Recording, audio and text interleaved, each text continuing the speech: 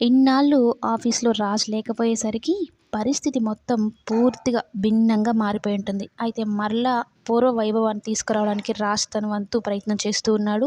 మొదటగా స్టాఫ్ నుంచే మొదలు పెడతాడనమాట. వాళ్ళందరికి చెడమడా వాయించేస్తాడు. అలాగే కావ్య కూడా ఒక చిన్నపాటి జాబ్‌లో జాయిన్ అయింది కదా!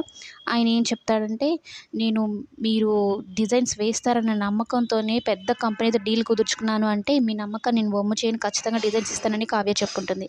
ఇక డైరెక్ట్‌గా సామంత్ అలాగే రాజ్ తలపడతారు. "ఎప్పుడు మీ కంపెనీయేనా ముందు ఉండేది. ఈసారి చూడు ఫస్ట్ నేనొస్తాను. తర్వాత కిందకి నువ్వు పడిపోయి ఉంటావు చూడు" అనైతే అంటూ ఉంటే, ఇక రాజ్ కోపమొస్తుంది. "అది నీకెప్పటికి జరగదురా" అన్నట్టు చెప్తూ రాజ్ కష్టపడుతూ ఉంటాడు డిజైన్స్ గీస్తూ. అయితే కావ్య కూడా డిజైన్స్ గీస్తూ ఉంటుంది. కానీ తన మనసంతా, ధ్యాసంతా రాజ్ మీదే ఉంటుంది. రాజ్ ఆలోచన చుట్టూనే తిరుగుతూ ఉంటుంది. డిజైన్స్‌కి బదులుగా వాళ్ళిద్దరూ కలిసున్నట్టుగా ఇమాజినేషన్స్, ఆ ఫోటోలు, ఆ మెమరీలే గుర్తుకు రావడం. ఇక డిజైన్స్‌కి బదులుగా అవే గీసి పెడుతుందనమాట. కనకం చూసి, "ఏం గీస్తున్నావో తెలుస్తుందా నీకు? నీ మనసు ఎక్కడుందో నీకు అర్థమవుతుందా?" కావ్య గీసిన డిజైన్స్‌ని కావ్యకి చూపిస్తే ఒక్కసారిగా షాక్ అయిపోతుంది. నా మనసులోంచి ఆయన ఇంకా పోలేదా అన్నట్టు రాజ్‌ని తలుచుకుంటూ బాధపడుతూ ఉంటుంది.